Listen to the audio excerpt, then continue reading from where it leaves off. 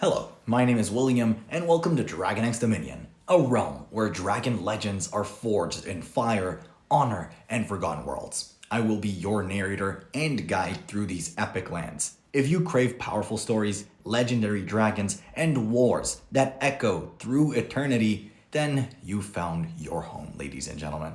So subscribe, and claim your place among these legends. The entire palace had stopped sleeping 3 days ago. Every servant, every guard, every advisor walked through the golden halls with exhaustion in their eyes. The reason was simple and terrible. The emperor's 3 children would not stop screaming. In the royal hatching chamber, deep within the heart of the palace, 3 small creatures thrashed against silk cushions. Their scales were still soft, barely hardened from emerging from their shells. Their wings were tiny, useless things that flapped without purpose, and their voices, those high-pitched cries that could shatter glass, had not stopped for 72 hours. Emperor Voron stood at the observation window, his massive clawed hands pressed against the reinforced glass. He was ancient, his scales dark as midnight, his wings capable of blocking out the sun. He had ruled the Dracari Empire for 3 centuries. He had conquered 12 worlds. He had negotiated peace treaties that saved billions of lives. But he could not help his own children. Majesty, perhaps another soul singer? High Keeper Wren suggested quietly. The old Dracari stood beside his emperor, his own face creased with worry. The one from the eastern provinces has not yet tried. No, Voron's voice was rough. We have tried 17 soul singers, 23 comfort weavers, every veterinarian in the system. Nothing works. In the chamber below, palace attendants moved carefully around the hatchlings. They wore protective gear because the babies, in their distress, occasionally spit small bursts of flame. Not intentional, not aggressive, just reflexive responses to overwhelming fear. They are not eating, Wren said what everyone already knew. The physicians say they have perhaps 2 more days before weakness becomes critical. Voron closed his eyes. His children, his heirs, dying not from disease or attack, but from something no one could understand or fix.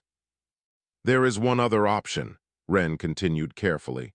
A human researcher arrived last week, a xenobiologist studying cross-species behavior. A human? Voron opened his eyes. What could a human possibly know about Dracari young? Perhaps nothing, Majesty, but she sent a message through academic channels. She says she has seen similar symptoms in Earth creatures. She believes she might help. The Emperor stared down at his suffering children. Pride told him to refuse. Tradition told him that no outsider, especially not a soft-scaled human, should come near royal hatchlings. But desperation was louder than either pride or tradition. Send for her. 30 minutes later, a small figure entered the observation room. Dr. Amy Walsh was nothing impressive to look at. She stood barely taller than a young Dracari.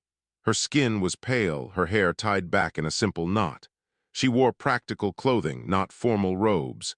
She carried a data pad and a worn leather bag. Emperor Voron, she bowed, though not in the traditional Dracari style. Thank you for allowing me to come. Can you help them? He did not waste time with pleasantries. Amy looked through the observation window. Her eyes moved across the scene below, taking in details. The bright lights, the 12 attendants constantly moving, the metal feeding trays, the pristine white walls, the measured temperature controls. Maybe, she said finally, but I need to go inside, I need to be close to them. Absolutely not, Wren stepped forward. No non-Dracari has ever touched an Imperial hatchling. Protocol forbids it. Then change the protocol. Amy turned to face the Emperor directly. Her voice was respectful but firm. Your children are dying. What good is protocol if they are dead? Voron studied this strange little human. There was no fear in her eyes, only focus, only determination. If you harm them, I will execute you myself. If I harm them, I will deserve it. Amy picked up her bag. But I am not going to harm them. I am going to help them understand that the world is not as terrifying as they think it is. The Emperor gave a sharp nod. Security protocols were overridden. The chamber doors opened. Amy walked down the ramp toward the hatching area and 20 weapons were aimed at her back, just in case. As she entered the chamber, the hatchlings reacted. Their cries grew louder, their small bodies tensed. One of them, the smallest, rolled itself into a tight ball. The attendants backed away as Amy approached. She moved slowly, deliberately. She set her bag down 3 meters from the nearest hatchling and sat on the floor. Not on a chair, not standing. She made herself small. "Too bright," she said to no one in particular. "Dim the lights to 20%. But the physician said, one attendant began. "Do it," Voron's voice came through the speakers. The lights dimmed. The hatchling's cries lessened slightly. Amy nodded. "Everyone, except 2 guards, please leave. Too many people, too much noise and movement." The attendants looked uncertain, but again the Emperor's command came. They filed out. Only 2 guards remained, stationed by the door. Amy began to hum. A simple melody, wordless and soft, an old tune her grandmother had taught her for calming frightened horses. The middle hatchling stopped thrashing, its head turned toward this new sound. Amy reached into her bag slowly and pulled out a simple cloth. She draped it over herself, masking her heat signature. Then she extended one hand, palm up, and spoke. "Don't be afraid," she said quietly. "I know the world is big and bright and scary, but you're safe here. No one is going to hurt you." The smallest hatchling uncurled slightly. Its large eyes, still clouded with fear, focused on Amy's face. "That's right," Amy continued in that same gentle tone. "Just look at me, listen to my voice. Nothing bad is happening. You're okay." She did not move closer. She simply sat, hand extended, humming and speaking in turns.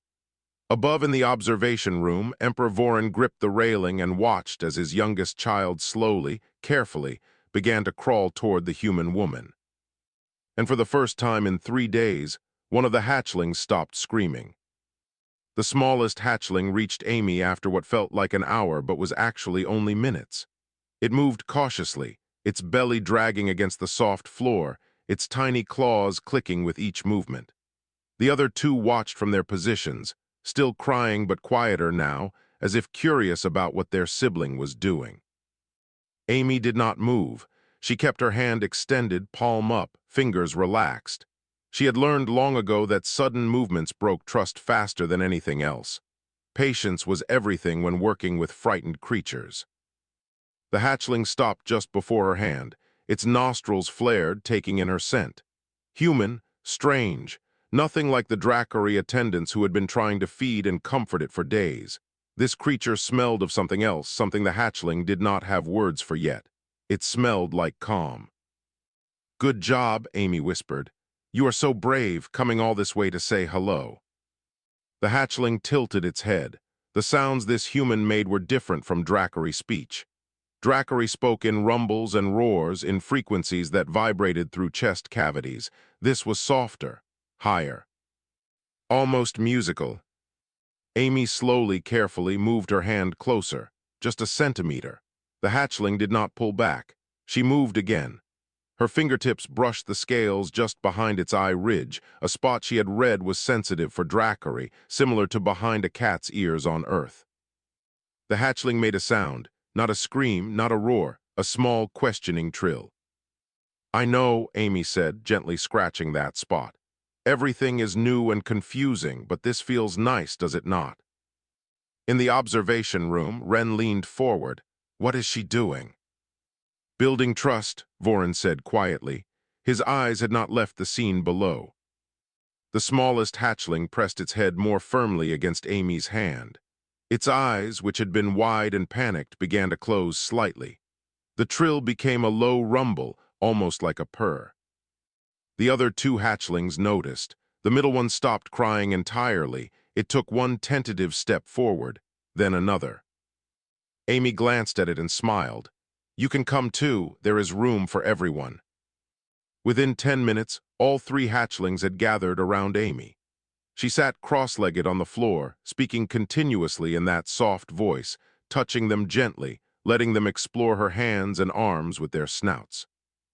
"Now," she said, looking up at the observation window, She knew the Emperor could hear her through the communication system. The feeding problem. Yes, Voron's voice came through the speakers. Look at how you have been presenting food. Amy gestured to the metal trays nearby. Big platters, shiny surfaces, attendants making formal presentations. To a baby animal, that is terrifying, not nurturing. That is traditional, Ren began. Tradition is killing them, Amy interrupted gently but firmly. Bring me raw meat, no platter, just meat in a simple clay bowl, something that does not reflect light or make noise. There was hesitation, but then one of the guards left and returned with what she requested. A plain brown bowl filled with chunks of raw meat. Amy set it beside her without ceremony. The hatchlings smelled it immediately. Their heads turned, but they did not approach. Amy picked up a piece. She held it in her hand, letting them see it clearly. This is food, good food. It will make you strong. The smallest hatchling sniffed the meat. Its stomach made a small growling sound. It was hungry, so very hungry, but fear had overridden hunger for days. Don't be afraid, Amy said again. She held the meat closer to its mouth. Try just a little bite. If you do not like it, you do not have to eat more. The hatchling opened its mouth. Small teeth, still sharp despite their size, bit down on the meat. It chewed, swallowed, its eyes widened. Then it lunged for the bowl. Slowly, Amy laughed, pulling the bowl back slightly. Slow bites, your stomach needs to adjust. But she let it eat, and when the middle hatchling crept closer, she offered meat to it as well. Then the largest. Within the hour, all three were eating steadily, their tiny tails swishing with contentment. The palace physicians monitoring their vital signs reported immediate improvements. Heart rates stabilizing, energy levels rising. The crisis was passing. Amy stayed on the floor with them. When they finished eating, they curled up around her. The smallest put its head in her lap. The middle one pressed against her side. The largest draped a wing over her arm. I should leave, Amy said quietly. Let you rest with your family. But when she tried to stand, all three hatchlings cried out. Not the terrified screams from before, but clear distress. Do not go, stay. Amy looked up at the observation window, at Emperor Voron watching her. I think we have a new problem. What problem? The Emperor asked. They have bonded to me. Amy settled back down, and the hatchlings immediately relaxed. In Earth animals, we call it imprinting. The first creature that provides comfort and safety during critical early development becomes the parent figure. They think I am their mother. Silence filled the observation room. This was unprecedented, impossible, against every law and tradition of Dracari culture. Can you break the bond? Voron asked finally. Not without causing severe psychological damage. Maybe not at all. Amy stroked the smallest hatchling's head. But we can expand it. Introduce Dracari caregivers gradually while I am still present. Teach them they can trust others too. It will take time. How much time? Weeks, maybe months. Amy met his eyes through the glass. I did not plan this, Emperor, but if you send me away now, they might stop eating again. They might retreat back into fear. Is that a risk you want to take? Voron stared at his children, safe and sleeping for the first time in days, curled around a human woman who had accomplished what dozens of Dracari experts could not. No, he said, you will stay. And so Amy Walsh, xenobiologist from Earth, became the guardian of three imperial heirs. The palace prepared quarters for her near the hatching chamber. Protocols were rewritten. And somewhere in the capital city, those who valued tradition over pragmatism began to plot. 2 weeks passed in a strange new rhythm. Amy woke each morning in quarters more luxurious than anything she had ever experienced. Silk sheets, windows overlooking gardens that stretched to the horizon, servants who brought her meals and asked if she needed anything. But she spent most of her time on the floor of the hatching chamber. The three hatchlings had names now. Soren, the largest, was bold and curious. He asked questions constantly, his young mind hungry for understanding. Lyra, the middle child, was quieter but deeply observant. She watched everything, learning through careful attention. and Finn, the smallest, was the one most attached to Amy. He followed her everywhere, his little wings trying to flap whenever she moved. Again, Soren demanded, pushing a children's book toward Amy with his snout.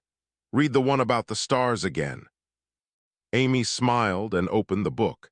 It was a Dracari educational text, filled with information about their solar system. She had read it 17 times already, but she read it again because that was what parents did. Lyra listened intently, but her eyes kept drifting to the door where High Keeper Wren stood watching. The old Dracari had been visiting daily, following Amy's instructions to become a familiar presence. But Lyra did not trust him yet, not fully. Amy noticed, she always noticed. Wren, she called out, would you like to help me read? You could explain the parts about Dracari history better than I can. Wren hesitated, then slowly approached. The hatchlings tensed, but Amy's calm acceptance of him eased their worry. If Amy trusted him, he must be safe. This section, Amy pointed to a paragraph. Can you tell them about the ancient Skyriders? Wren's voice was rough at first, unused to speaking gently. But as he told the old stories of Dracari warriors who flew between stars before ships existed, his tone softened. Soren's eyes grew wide. Even Finn stopped pressing against Amy's side to listen. This was progress, slow, careful progress. But not everyone in the palace was pleased. That afternoon, while Amy walked through the gardens with Finn riding on her shoulder, a member of the Emperor's council approached. His name was Drask, and his scales were gray with age. His eyes were cold. Dr. Walsh, he bowed with minimal respect. May we speak? Amy glanced at Finn, who had tensed at the stranger's tone. Of course. Your presence here is temporary, I assume? Drask's voice was pleasant, but his words were sharp. Once the hatchlings are weaned, you will return to Earth. I will stay as long as the Emperor requires. Amy kept her voice neutral. The Emperor may require many things that are not wise. Drask stepped closer. These children are heirs to the Dracari Empire. They should not be raised with human softness. They need to learn strength, tradition, proper Dracari values. They are learning Dracari values, Amy replied. Wren teaches them history. The language instructors work with them daily. They are Dracari, and no one is trying to change that. But they speak to you in standard first. They seek your comfort before their own father. You are replacing what should be. Drask's tail swished in agitation.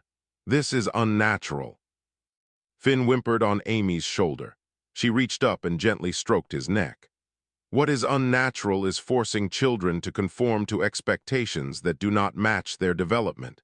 Soren, Lyra, and Finn almost died because traditional methods did not work. I did what was necessary, nothing more. You overstepped. Drask's voice dropped lower. And there are many who believe you should be removed before more damage is done. It was not quite a threat, but it was close. Are you finished? Amy asked calmly. Drask's eyes narrowed. Then he bowed again, that same minimal gesture, and walked away.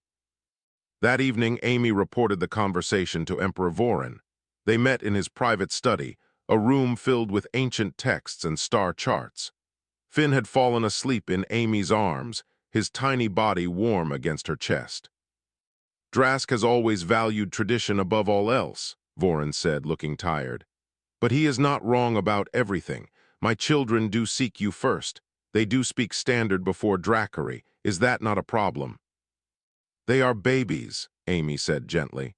Right now, they need security more than they need cultural perfection. As they grow stronger, as they learn to trust more people, the balance will shift. But you cannot rush it. Voren looked at his son sleeping in a human's arms, something in his expression was painful.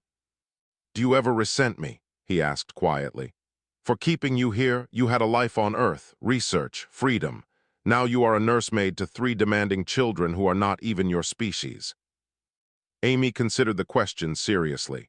Sometimes I miss my old work, my colleagues, the simplicity of studying behavior without being responsible for it. She looked down at Finn. But no, I do not resent you. These 3 needed help and I was able to give it. That matters more than my convenience. You are more honorable than most Dracari I know. Vorin stood and moved to the window. But honor does not stop assassins. Amy's blood went cold. What? Security intercepted communications. A small faction believes removing you will force the hatchlings to bond properly with Dracari caregivers. They plan to act soon. Vorin turned to face her. I am doubling your guard. You will not leave the palace grounds without escort. And if they succeed, Amy asked, then my children will be traumatized again, and I will execute everyone involved. The Emperor's voice was hard as stone. But I would prefer prevention to punishment. Amy held Finn closer.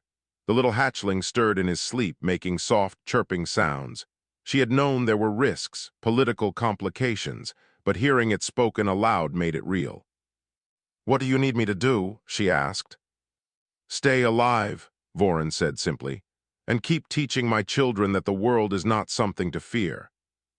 3 days later, in the palace gardens where Amy often took the hatchlings for sunlight, someone tried to kill her. The weapon was old technology, designed to fire silently. The assassin had positioned himself behind a cluster of flowering trees, waiting for the moment when Amy bent down to help Lyra examine an interesting insect. He never got the shot. Soren saw the glint of metal first. The young dragon's instincts, barely 2 months old, screamed danger. He opened his mouth and fire poured out, not the small sparks he had been producing during feeding time, but a real stream of flame. The weapon melted. The assassin screamed and dropped it, his hands burned.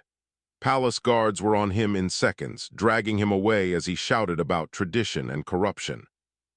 Amy had thrown herself over Lyra and Finn, protecting them with her body. Her heart pounded so hard she thought it might break through her ribs when she finally looked up. Soren stood in front of her, wings spread despite their small size, smoke still curling from his nostrils. The young dragon was shaking. His eyes were wide with shock at what he had done. Soren, Amy said, her voice unsteady, come here. He turned and rushed to her, pressing his head against her chest. All 3 hatchlings huddled against her, frightened and confused. Amy held them, her own fear mixing with fierce protectiveness. You saved us, she whispered to Soren. You were so brave, all of you were so brave. Emperor Vorin arrived minutes later, his massive form blocking out the sun as he landed in the garden. He took in the scene quickly. The melted weapon, the guards holding the prisoner, his children clustered around their human protector. Take them inside, he ordered. Now. Amy carried Finn while Soren and Lyra followed close behind. They did not go to the hatching chamber. Instead, Vorin led them to his private quarters, a place so secure that even most palace staff could not enter. Stay here tonight, he said, all of you, until we understand the full extent of the threat. The investigation moved quickly. The assassin was a hired operative, paid by a group of council members who called themselves the Preservation Society. They believed that human influence on the imperial heirs would weaken the empire, make it vulnerable, destroy thousands of years of Dracari strength. They will be executed, Vorin told Amy that night. The hatchlings were sleeping in a corner of his quarters, piled on top of each other like puppies. Treason against the royal family carries only 1 sentence. Will that stop the others who think like them? Amy asked. No, Vorin's honesty was stark. It will make them more careful, more secretive, but the ideology will remain. Amy sat in silence for a moment. Outside the windows, the city lights of the Dracari capital glittered like stars. Maybe I should leave, return to Earth, let you find Dracari caregivers who can finish what I started. Do you want to leave? The question surprised her. Amy looked at the 3 sleeping forms, Soren, who asked endless questions, Lyra, who was learning to read emotions in every face she saw, Finn, who still could not sleep unless he could hear Amy's heartbeat. No, she admitted, but I do not want to cause a civil war either. You are not causing anything. People's fear and rigidity are the cause. Vorin moved to the window. My mate died giving life to these 3. I held her as she passed, and her last words were to protect them, not to raise them according to tradition, not to make them perfect Dracari warriors, just to protect them. "I am sorry," Amy said quietly. "I thought I could do it alone, the greatest emperor in Dracari history, and I could not stop my own children from screaming in terror." Voron's laugh was bitter. "You did in hours what I could not do in days. That is not something to apologize for." "What do you want me to do?" Amy asked. "I want you to stay. I want you to be what my children need, however that looks." Voron turned to face her. "But I will not force you. This choice must be yours." Amy thought about her life before this. Research papers, laboratory work, conferences where she presented findings on animal behavior to polite applause. It had been good work, important work, but it had not been this. It had not been watching Finn's face light up when he successfully counted to 10. It had not been Lyra's quiet pride when she read her first complete sentence. It had not been Soren's endless curiosity about everything. "I will stay," she said, "but I need something from you." "Name it." "Make it official, not just tolerated, not just allowed. Make me an actual member of this household with legal standing. So the next person who tries to remove me has to go through proper channels, not assassins." Voron considered this. It was unprecedented, radical. It would create shockwaves through Dracari society. But then everything about this situation was unprecedented. "Tomorrow," he said, "I will announce to the council that you are guardian mother to the imperial heirs, a formal position with full legal protection and authority over their care. Anyone who threatens you threatens them. Anyone who harms you commits treason." "That will make some people very angry." "Good, let them be angry in the open where I can see them, rather than hiding in shadows." Voron's eyes gleamed. "And let them understand that I value my children's well-being over their comfort." The announcement the next day was exactly as explosive as expected. Half the council stood in protest. Messages flooded in from traditionalist groups across the empire. News networks debated whether the emperor had gone too far. But Voron did not waver. He stood before the assembled council, his 3 children at his side, and spoke with absolute authority. "These are my heirs. They will rule this empire one day, and they will do so with wisdom that comes from understanding more than one way of seeing the world. Dr. Amy Walsh stays. Anyone who cannot accept this may resign their position." 3 council members did resign, but the rest, seeing the determination in their emperor's eyes, bowed their heads in acceptance. That night, Amy read bedtime stories to 3 young dragons who were too excited to sleep. They had names now. They had a family. And they had a human who had looked at their fear and said the most powerful words in any language. "Do not be afraid." 6 months changed everything. The hatchlings were no longer hatchlings. They had grown into juveniles, each nearly the size of a large earth horse. Their scales had hardened into beautiful patterns. Soren's were deep bronze. Lyra's shimmered silver blue. Finn's were gold with amber highlights. They could fly now, though not for long distances. They could speak fluently in both Dracari and Standard, and they had opinions about everything. "Why do we have to study ancient poetry?" Soren complained, sprawled across the study room floor. "When will I ever need to know about the flowering period of literature?" "Because educated rulers understand culture, not just politics," Amy replied, not looking up from her data pad. She was reviewing reports on juvenile Dracari development, trying to anticipate what challenges might come next. "Father never studied poetry. He studied warfare and strategy." "Your father studied everything, including poetry. He simply does not talk about it." Amy smiled. "Ask him sometime about the verse forms of the Southern Isles. He can recite them from memory." Soren's eyes widened. "Really?" "Really?" Lyra, who had been quietly working on her own studies, spoke up. "I like the poetry. The words fit together like puzzle pieces, each one chosen for a purpose." "Of course you do," Soren grumbled, but there was affection in his voice. The 3 siblings had very different personalities, but they cared for each other deeply. Finn, meanwhile, was at the window watching the city below. "Amy, when can we go to the market again? I want to see the fountain. Tomorrow, if your father approves. Amy set down her pad. But you remember the rules. Stay close, listen to the guards, do not fly unless there is emergency, Finn recited. Dutifully, and do not set anything on fire even if someone is rude. Especially if someone is rude, Amy corrected gently. The trips to the city had become regular events. At first, citizens had stared in shock at the sight of imperial heirs walking among common people, accompanied by a human. But Voren had insisted. His children needed to understand the people they would someday rule. Most citizens had accepted it, some even enjoyed it. Children ran up to ask Lyra questions. Merchants showed Soren their wares and taught him about trade. Artists gave Finn small sculptures and paintings, delighted by his appreciation for their work. But there were always a few who glared, who muttered about human contamination, who believed the royal line had been corrupted. "Do they hate me?" Finn had asked after one particularly hostile encounter. "They hate change," Amy had told him. "And you represent change, but that does not mean change is wrong." Now, as the three studied in their usual room, High Keeper Wren entered.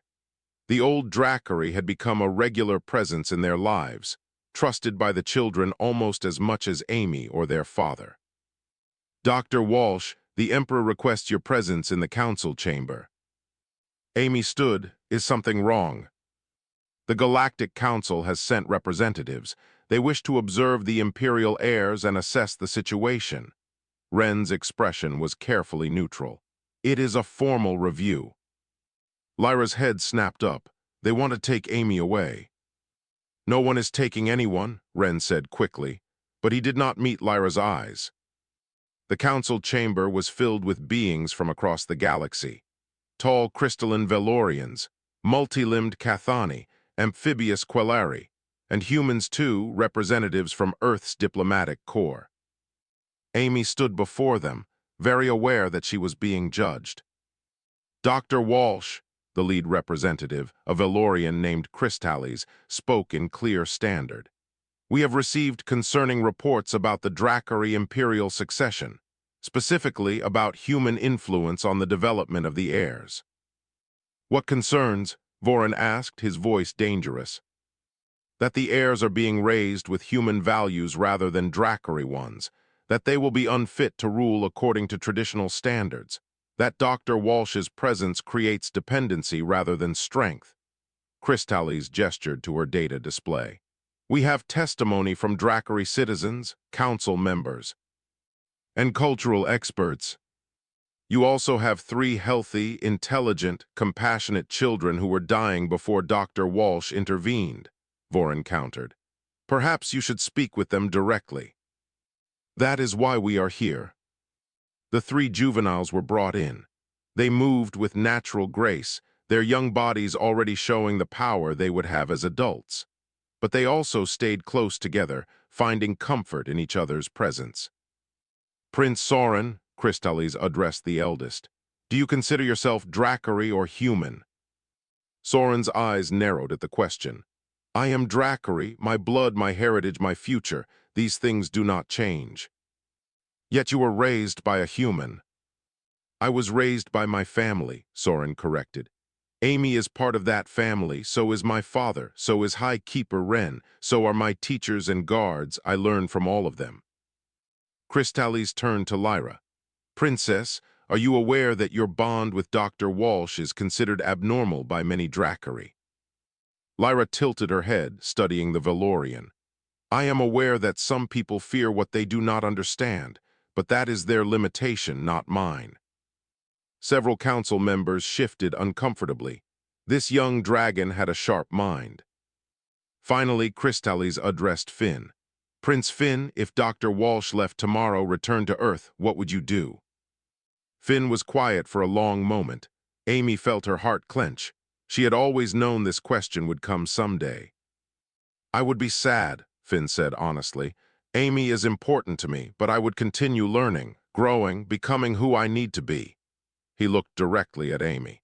"Because she taught me that love does not make you weak. It makes you brave enough to face the world even when you are afraid." The chamber fell silent. Then Finn added, "But I would miss her very much, and I would hope she would visit sometimes." That evening, the Galactic Council delivered their verdict. No intervention was necessary. The Imperial heirs were developing appropriately for their age and position. Dr. Walsh's presence was deemed beneficial rather than harmful. But the review had shaken something loose. Amy sat in her quarters that night, wondering how long this could last. The children were growing. Someday they would not need her anymore. What would she do then? A knock at the door interrupted her thoughts. It was Vorin. "They did well today," he said. "They did. Because you taught them well." Vorin entered and sat down. "The council may approve for now, but Finn's words were right. Someday you will want to return to your own life." "Maybe," Amy admitted.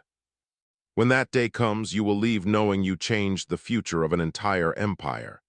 Vorin met her eyes. "Three rulers who understand compassion, who value different perspectives, who are not afraid to show kindness. That is your legacy." Amy smiled sadly. "I think I will miss them more than they miss me." "Perhaps, but that is what parents do. We raise children to not need us anymore." Outside, 3 young dragons played in the courtyard, their laughter echoing through the palace halls. 1 year after 3 baby dragons stopped screaming, the galaxy had changed in small but significant ways. The Cathani homeworld requested human consultants to help with their youth integration programs.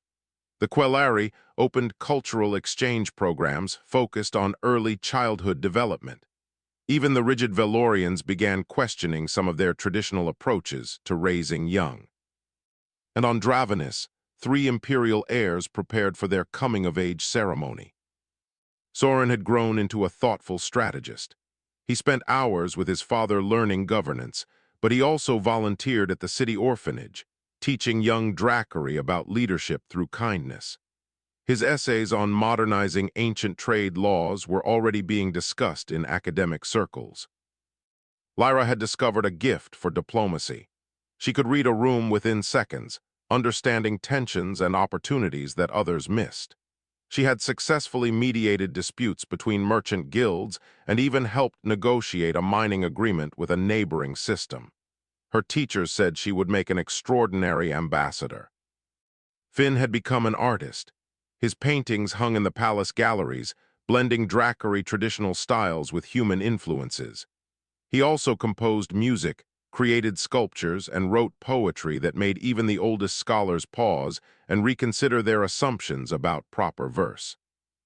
They were remarkable, and they were ready. Amy stood in her quarters, packing the last of her belongings. It was time to return to Earth.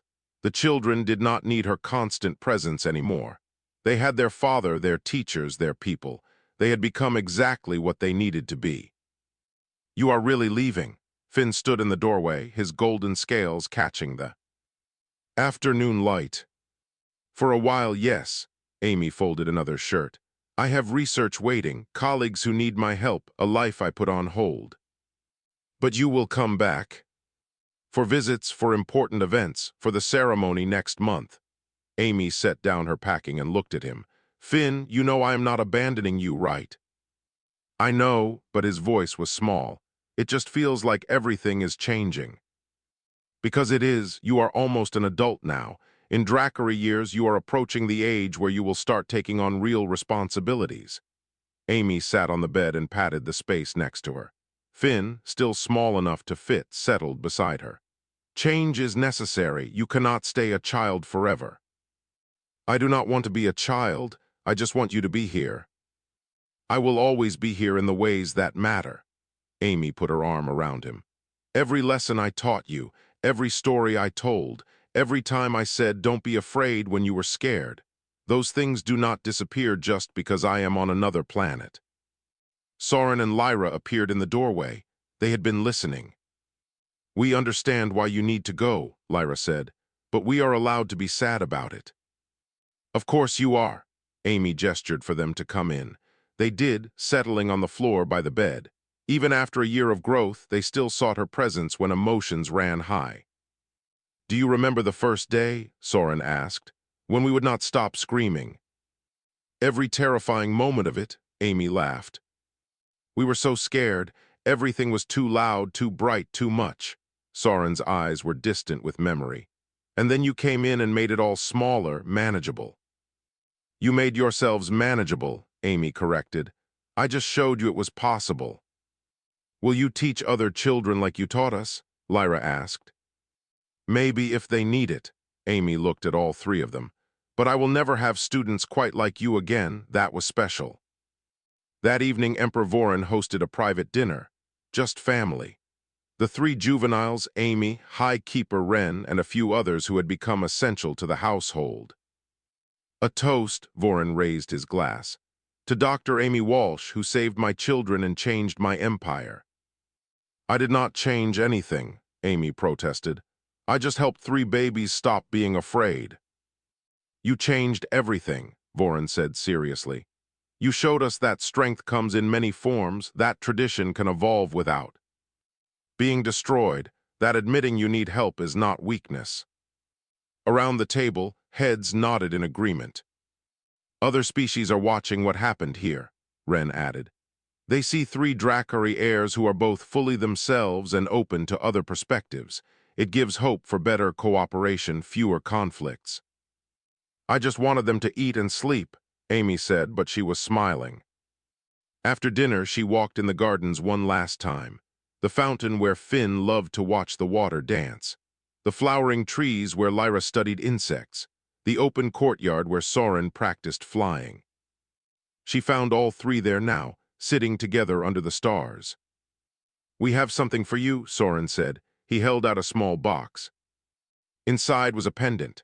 Beautiful metalwork, clearly Finn's design with 3 small gemstones embedded in a pattern. Bronze, silver blue, and gold.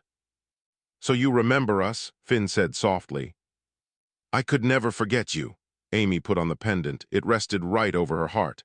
But thank you, I will wear it always. We wrote something too, Lyra handed her a folded paper, for when you need to hear it. Amy unfolded it. 3 different handwriting styles, 3 short messages. From Soren, fear is natural. Courage is choosing to act anyway. Thank you for teaching me that. From Lyra, the best teachers show us who we already are. You showed me I could be strong and gentle at the same time. From Finn, you said don't be afraid when I needed it most. Now I say it to others. Your words live on through me. Amy's eyes filled with tears. She hugged all 3 of them, these young dragons who had grown from terrified babies into confident, almost adults. You are going to do amazing things, she whispered. All 3 of you, and I am so proud to have been part of your story. 2 months later, Amy watched the coming-of-age ceremony from the crowd. Soren, Lyra, and Finn stood before their people, accepting the responsibilities of their positions. They spoke with confidence and wisdom. They showed respect for tradition while proposing thoughtful reforms. And when Finn gave his speech about the importance of compassion in leadership, he touched the pendant at his throat, a twin to the one Amy wore. My guardian mother taught me that being afraid is not shameful, he told the assembled crowd. She taught me that admitting fear is the first step to overcoming it, and she taught me that the most powerful thing you can tell someone who is struggling is simply this: don't be afraid. The crowd erupted in approval, and Amy, standing among thousands, smiled through her tears. She had come to Dravenus to study animal behavior. She had stayed to calm 3 screaming babies, and she was leaving knowing she had helped raise 3 leaders who would change the galaxy. Not through conquest or force, but through understanding that everyone, from the smallest hatchling to the greatest emperor, sometimes needs to hear those simple words. Don't be afraid. We are here. You are not alone.